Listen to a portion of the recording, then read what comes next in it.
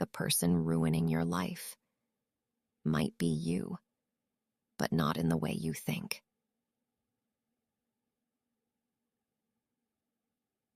Because the version of you that's holding you back isn't trying to destroy you, it's trying to protect you. And that's what makes this so difficult to see. Most people assume that when something isn't working in their life, there must be something wrong, something broken, something missing. But what if it's not about something being wrong? What if it's about something being repeated so many times that it now feels normal? Think about how you respond to certain situations, the way you hesitate, the way you overthink, the way you hold back, even when part of you wants to move forward. Those reactions don't come from nowhere. They come from patterns. Patterns that at some point served a purpose. Maybe staying quiet once helped you avoid conflict. Maybe overthinking once helped you avoid mistakes. Maybe holding back once helped you stay safe. And over time, those responses stayed with you, not because they're still necessary, but because they became familiar. And familiar feels safe, even when it limits you. So now, you might find yourself in moments where you want something different. A different outcome, a different life, a different version of yourself.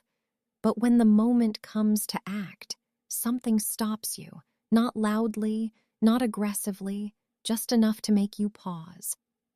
And in that pause, you choose what you've always chosen. Not because it's the best option, but because it's the most familiar one. That's how patterns continue.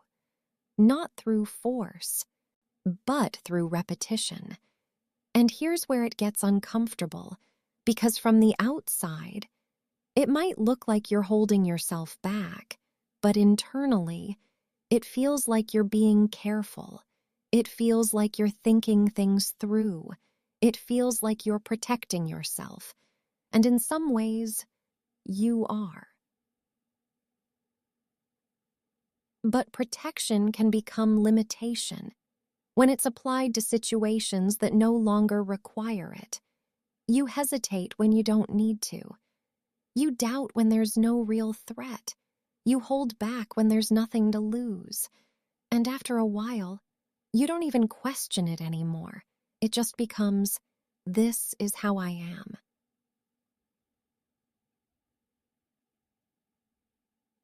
But what if that's not entirely true? What if the version of you that shows up in those moments isn't your full self, but a version that adapted over time? A version that learned how to respond based on past experiences? A version that stayed, even after those situations changed? That would mean something important. It would mean that the behaviors you see as you might actually be patterns, and patterns can feel permanent, even when they're not. But here's where people get stuck. Because recognizing a pattern doesn't automatically change it. You can see it clearly and still feel pulled back into it. You notice the hesitation, but you still hesitate. You notice the doubt, but you still doubt. And that can be frustrating because now you're aware of it. But it's still happening, and that's actually normal because awareness isn't control. It's the beginning of change, not the completion of it. The important part is this. Once you notice a pattern, you create space, a small gap between what you feel and what you choose to do. And in that gap, something new becomes possible, not instantly, not perfectly, but gradually. So the question isn't, why am I like this? The better question is, what patterns am I repeating that I've never fully questioned? So let's slow this down. Because this isn't about blaming yourself. It's about understanding something most people never stop to examine. The way your mind learns from experience, not in obvious ways, but through repetition. Every time you go through something, your mind tries to make sense of it. It looks for patterns, what worked, what didn't, what felt safe. And once it finds something that seems to work, it keeps it, even if it's not perfect, even if it's not accurate. Because from your mind's perspective, something that worked once is better than something unknown. And that's where patterns begin, not as limitations, but as solutions. At some point, the way you respond to certain situations made sense. It helped you avoid something. It helped you navigate something. It helped you stay in control of something that once felt uncertain. But time moves, situations change, and the problem is, those patterns don't always update with you. They stay, even when you don't need them anymore. So now, you might find yourself reacting to situations based on something that happened a long time ago, not because you choose to, but because your mind learned to. And when something is learned deeply enough, it doesn't feel like a learned behavior. It feels like instinct. It feels like, this is just who I am. But there's a difference between who you are and what you've repeated. Think about the moments where you hold back when you want to speak. You second guess when you want to decide. You delay when you want to act. In those moments, it doesn't feel like a pattern. It feels like caution. It feels like logic. It feels like you're making the right choice. But what if that feeling isn't always accurate? Not wrong, just influenced.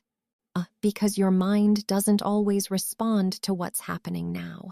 Sometimes it responds to what it has learned to expect, even if the situation is different, even if the risk isn't the same. That's why certain reactions feel automatic, not because you consciously choose them, but because they've been reinforced over time. And every time you repeat that response, you strengthen it. Even if part of you knows you don't want to, you hesitate again, you avoid again, you overthink again. And each time, it becomes easier to do the same thing next time.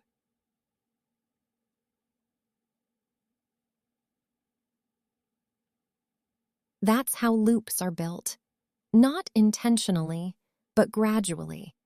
And this is where people get stuck, because they start to notice it. And they realize, I keep doing the same thing. But noticing it doesn't immediately stop it, because awareness and action are not the same thing. You can be fully aware of a pattern and still feel pulled toward it because it's familiar, because it's predictable, because it feels safer than the unknown. And the unknown, even when it's better, can feel uncomfortable at first. So your mind does what it's always done. It chooses what it recognizes, not always what's best, but what's known. And that's why change can feel difficult, not because you're incapable, but because you're working against patterns that have been repeated for a long time. But here's the part that matters. The moment you start to notice a pattern, you create distance from it, even if it's small, even if it's inconsistent. You pause a little longer. You question it a little more. You feel it before you follow it. And that's how it begins to shift. Not all at once, not perfectly, but gradually. Because once you recognize that something is a pattern, the next question becomes, if it's not truly who I am, then what happens when I choose differently? So what happens when you choose differently? Not in a big dramatic way, not all at once, just differently. The first thing you'll notice is resistance, not from the outside, from within, that hesitation, that doubt, that voice telling you to wait. It gets louder, not because something is wrong, but because something is changing. And your mind doesn't immediately trust change. It trusts what it knows. So when you begin to step outside of a pattern, it feels unfamiliar, sometimes even uncomfortable, even when it's the right direction. That's why most people go back, not because they can't change, but because the new response doesn't feel natural yet. And that's the moment that matters, the moment where you feel the old response, but you're aware of it, and you choose something different, even if it's small. You speak when you would have stayed quiet. You act when you would have delayed. You decide when you would have doubted. Not perfectly, but intentionally. And over time, that begins to change something, not instantly, but consistently. Because patterns are built through repetition, and they're also changed through repetition. New response, new outcome, new experience. And slowly, what once felt unfamiliar starts to feel possible. And this is where something important happens. You begin to see yourself differently, not as someone who is stuck, but as someone who can choose. Even if that choice is small, even if it's inconsistent at first, because change doesn't come from one big moment. It comes from repeated moments where you respond differently than before, again and again and again, until eventually it starts to feel natural, not because it always was, but because you practiced it. And this is where things begin to shift, not just in what you do, but in how you see yourself. You stop assuming this is just how I am, and start realizing some of what you thought was you was simply repeated. And if it was repeated, it can be changed.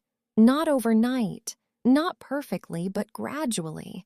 So maybe the person holding you back was never really you, just a version of you that learned certain patterns and kept repeating them. And now you have the chance to become something different.